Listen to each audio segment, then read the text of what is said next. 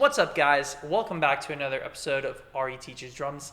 In today's video, we are breaking down the all-time famous triplet diddle exercise. This one is a great burner and builder for your doubles, your double strokes.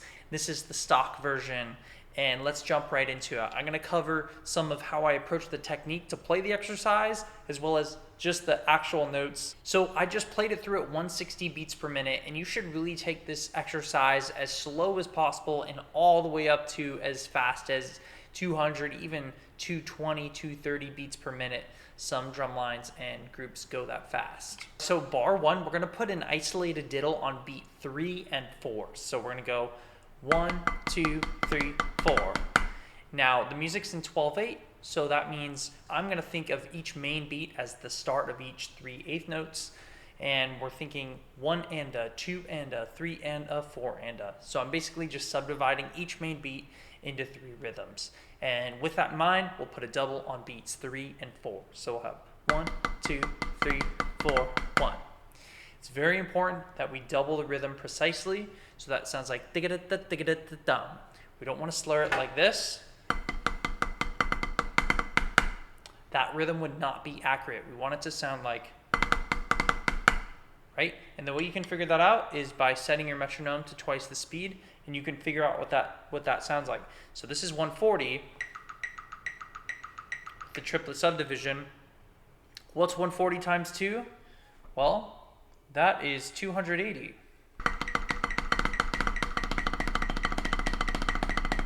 And something to note is that basically, since we're in threes, the hand that is starting each beat alternates every time because that's an odd number. So right, left, right, left, right, left, right, left, right, left, right, left, right.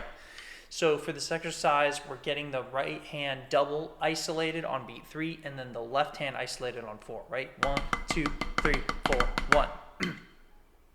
All right, then measure 2, we're going to move that double one beat, or one partial later rather. So we'll have 1, 2, 3, and a 4, and a 1.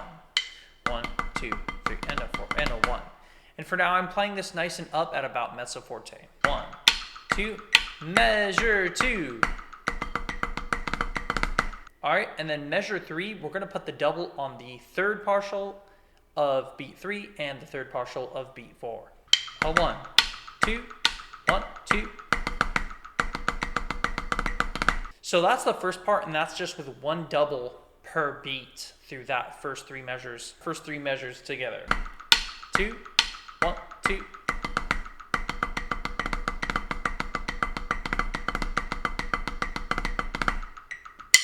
And then measure 4, we're going to do 5-stroke rolls. So we'll have 1, 2, 3, 4, 1. 1, 2, 1, 2. And it's really important that you don't slur these rhythms. You don't want something like this, right? You don't want to slur those rhythms. You want to hear digga-digga-da, digga-digga-da-dum, digga-digga-da, digga-digga-da-dum, digga-digga-da, digga-digga-da-dum. It should be consistent.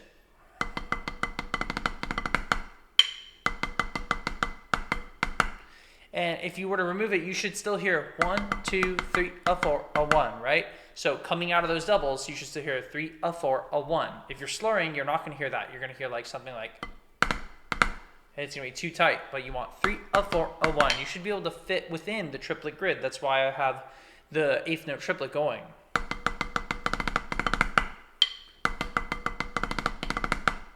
Next measure, we have tap 5. So we have 1, 2, 3, and a 4, and a 1. Same deal, except move the doubles one partial later.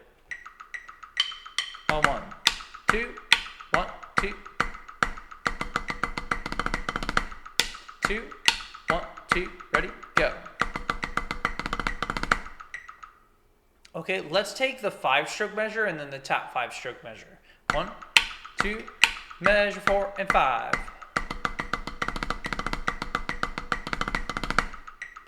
Okay, and then moving on from that, we have the isolated right double, followed by a left, and then we have the 5-stroke, followed by a right, and then a left hand. This is the one weirdest measure where we break up that pattern into this.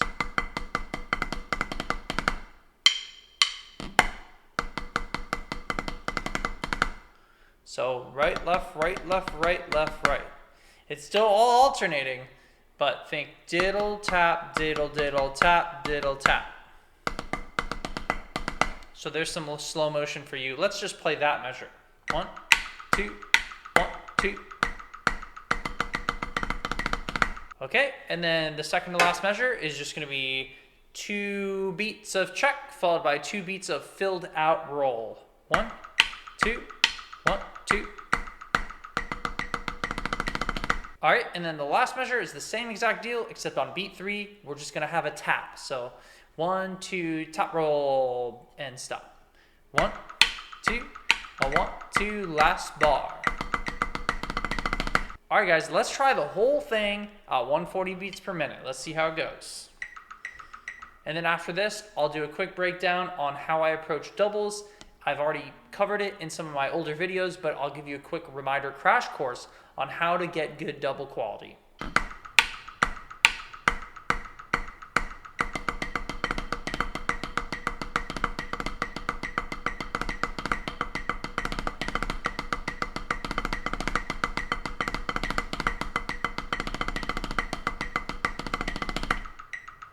Aiming for clarity and for precision on these rhythms.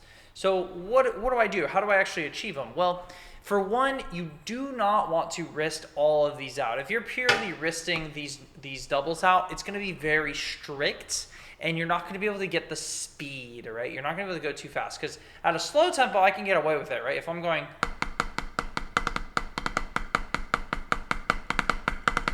I can get that bounce out with using a wrist motion. The problem is that's not enough muscle. The wrist only, it's going to really limit me. I cannot go very fast, and most people cannot go very fast with only wrist. It gets very tight. This may be a sound you're familiar with. We don't want that sound. That is a weak sound. The tone quality is poor, and it just doesn't have very much flow. So what do you do? You do the opposite of wrist to some extent, which is... using the forearm. So you get the forearm pumping. You go like this, literally. This is an over-exaggeration, but if you can do this, right, this is how it starts. So it's all hinging from here. And with the left, it's the same deal. I'm going straight up and down.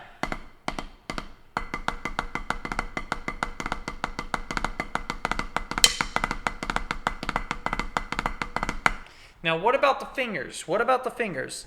The fingers are involved a little bit. The fingers are involved in terms of I need to support the stick, and some players, even when their arm is pumping, they do feel like they are adding just a slight amount of pressure to the stick. I would be careful about this, though. I would be careful about adding too much pressure, because if I squeeze too much, I start getting 3 bounces. You can hear 3 bounces there. Right?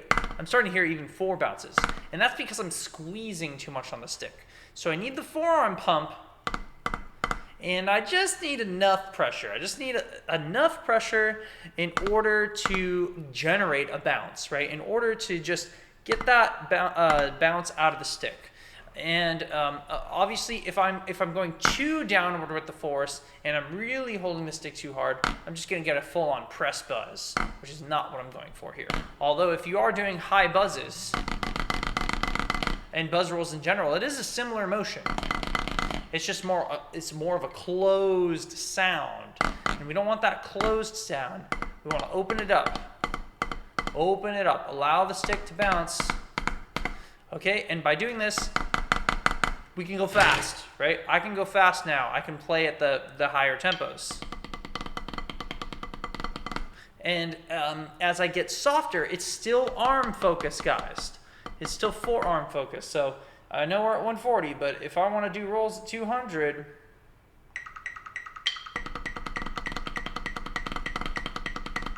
it's all from here. So you get the idea, right? It's all from the forearm. Forearm is key. It's so key. So guys, take this exercise, really practice it a lot.